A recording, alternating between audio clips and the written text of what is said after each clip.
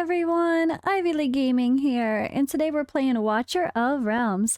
For today's video, we are on the free-to-play, and I'm gonna go through my day 2, talk about what I did for day 1, and well, let's just say I got my first legendary, but I also made my first mistake. The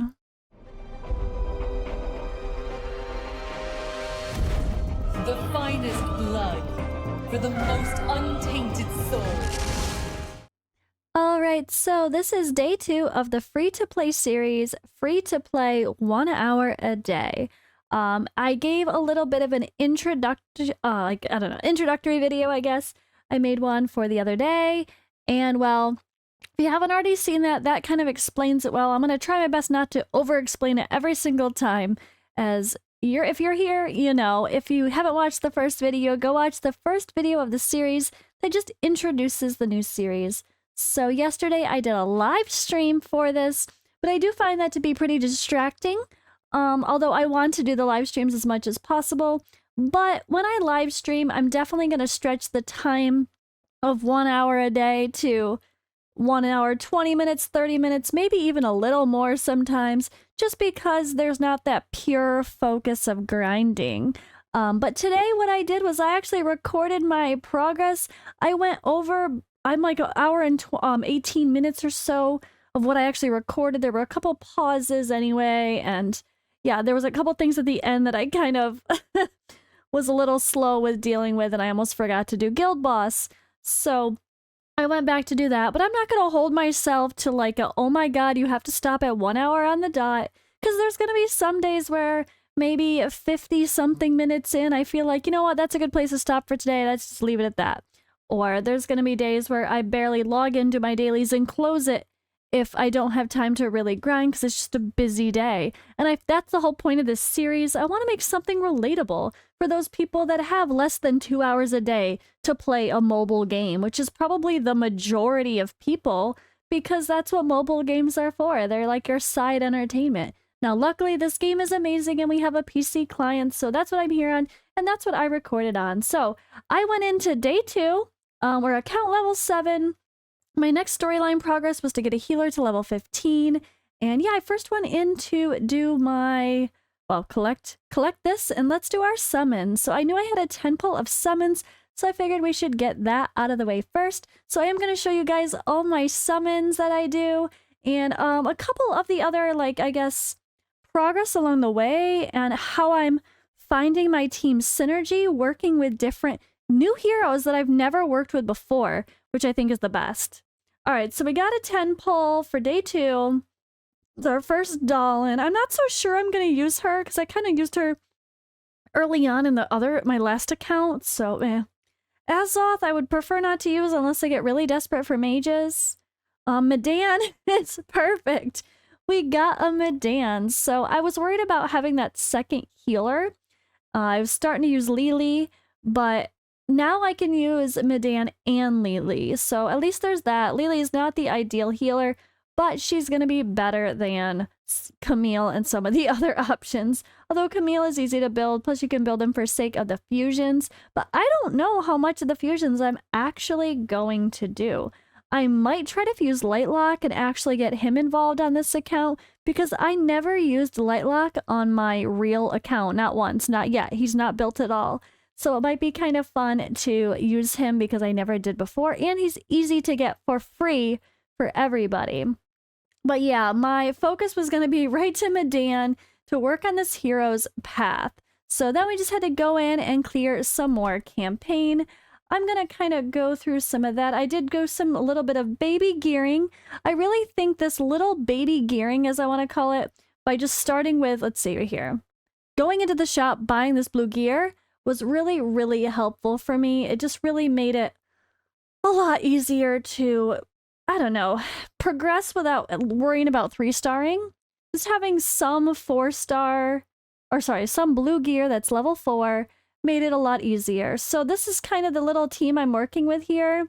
We've got Gluttony, Medan now, Theowen, Rex is my only defender at the moment, and then Voltus, of course, as well. I am going to focus Theowen as my main damage dealer, at least as far as like an AoE or ranged unit goes for the moment, but it's kind of perfect. I've got a marksman and I've got a mage and I've got a fighter. Like I'm actually starting out with a very well-balanced team and using 2 healers, which I find necessary as we progress through campaign. So I actually really love the team synergy that I have so far, which I kind of want to show you guys in some other examples.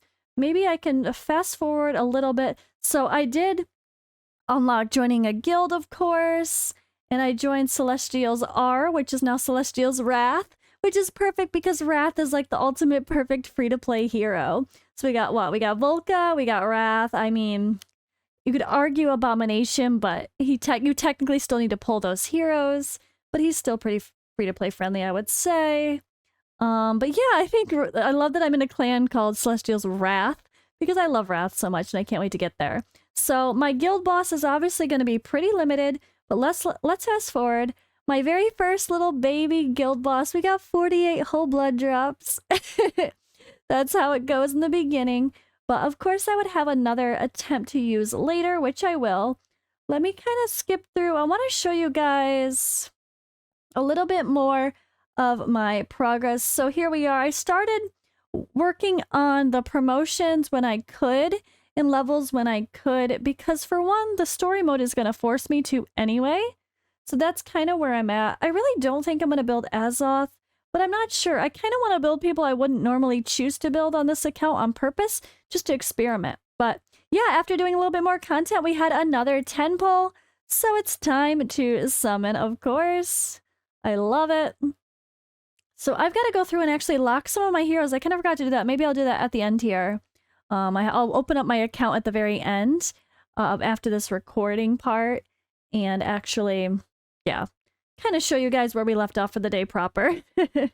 But this was pretty good. This is my day 2 grind. It's going pretty well.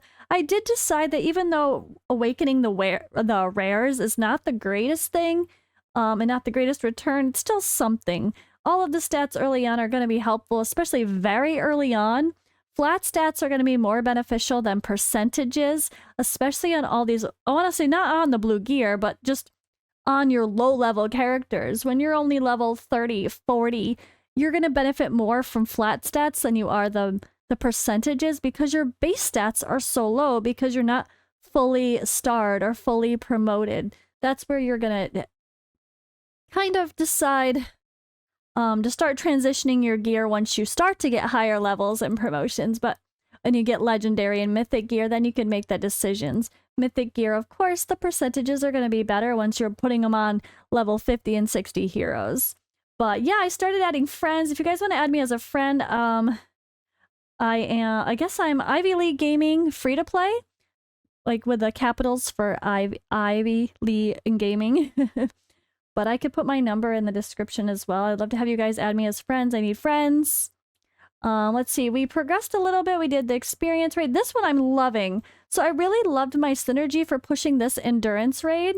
So this worked out so perfect. I was able to have a ranged unit on each side, kind of aiming toward the middle that could cover multiple lanes. So we have Voltus at the top.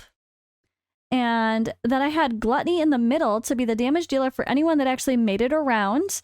And then I had 2 healers, so I can have Medan healing Gluttony and Theowan, and then Lily's up there healing Voltus, and that's kind of all I need. I didn't even need the other heroes.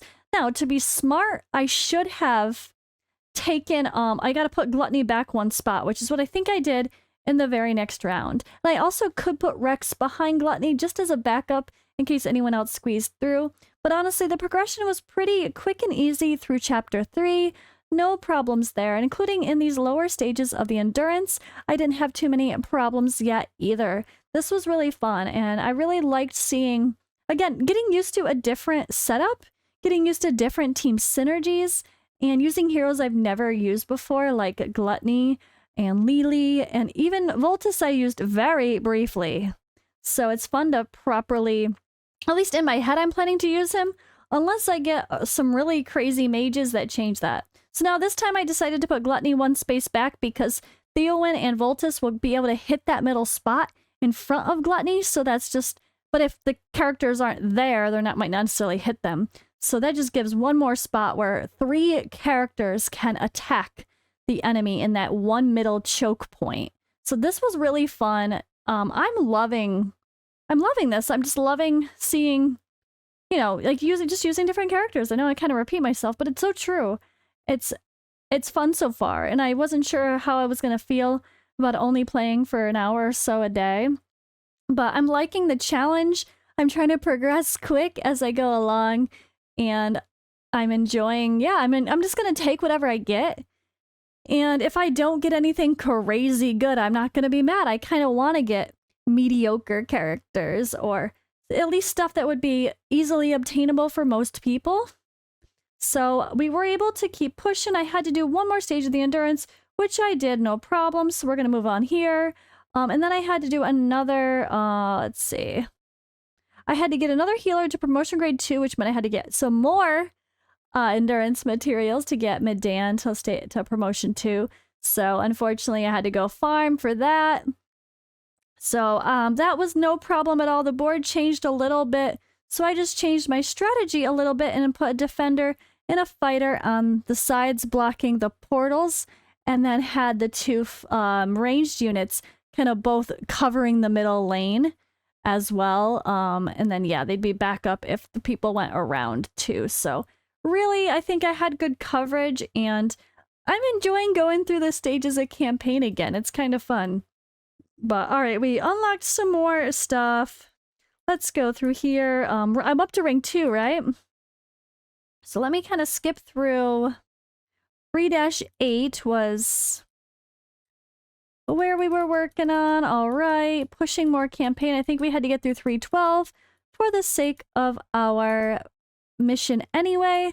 So that's what we were doing. We were pushing to stage 3-12. So I guess I could show my final boss there. 11. None of these were hard at all. Everything was very easy so far, with just the minimal gearing and levels. No one's like level 30 maxed out even. No one's level 40. My poor people suck, but it's fine. All right, Mother Bloom chapter 3, final boss here. I did decide to take advantage of the ranged units and put them so they can start attacking the boss as soon as possible. So I did that with Theowen. And then we have Medan as our healer, so it's kind of... I want to make sure she can heal, but I want to put one more damage dealer right behind Theowen. So we're going to use Voltus in that spot as well. And we're just going to blast the boss to make sure we kill him as quick as possible. Plus, we'll have the range on the sides there for those flying units coming around.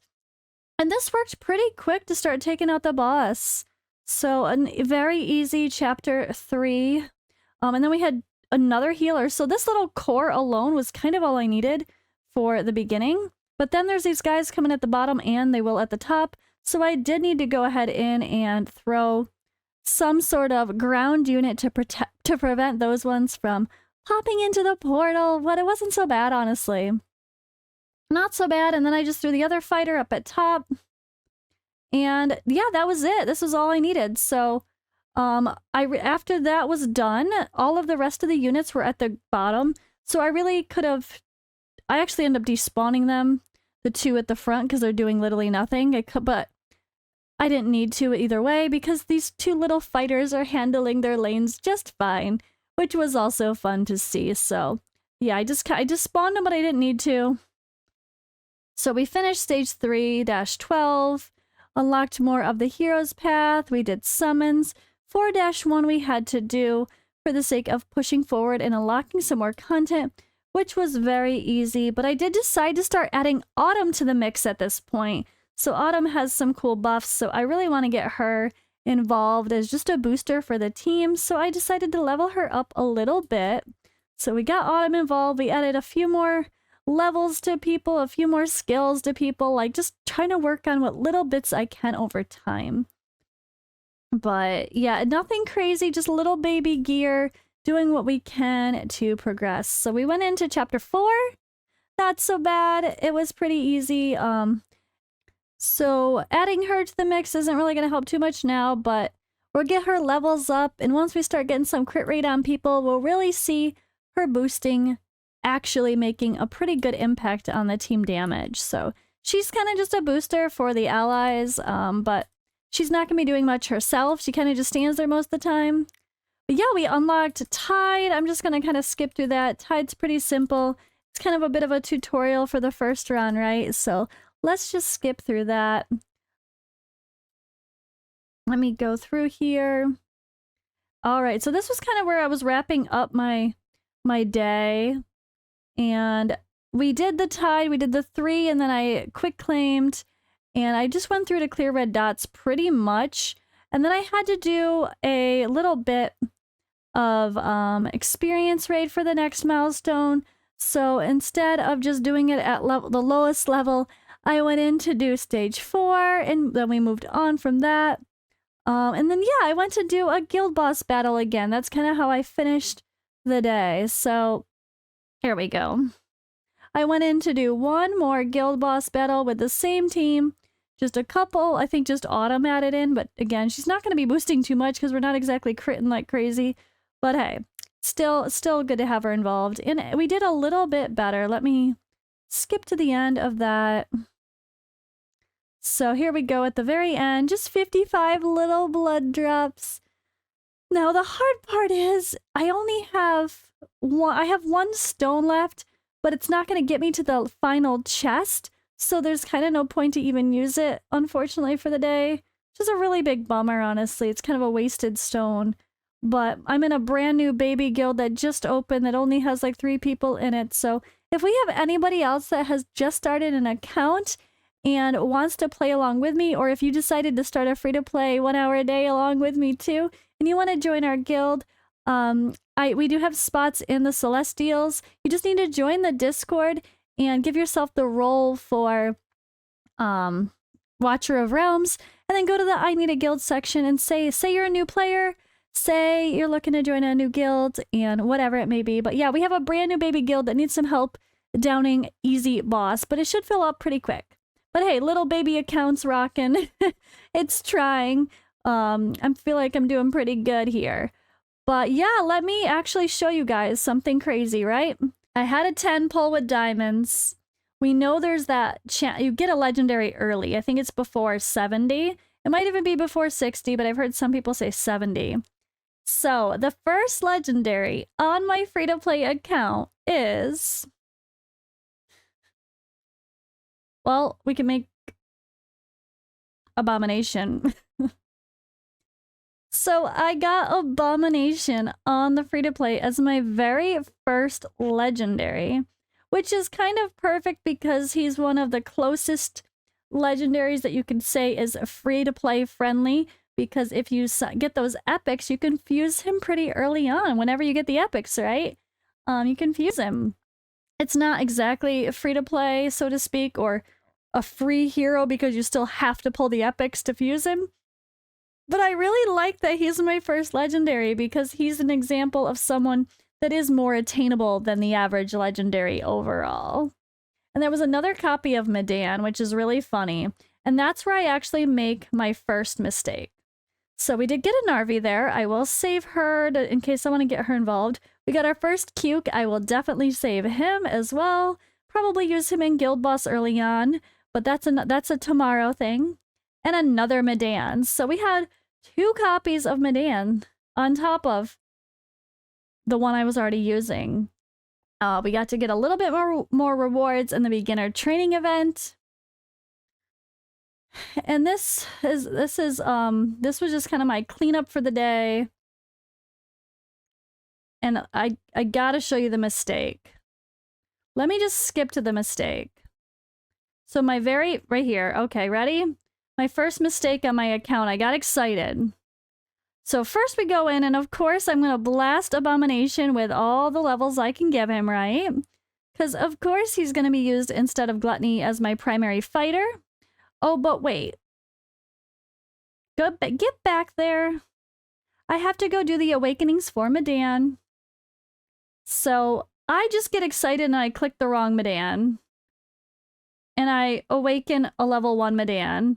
And then I go to do the second awakening for her and realize it's the wrong one.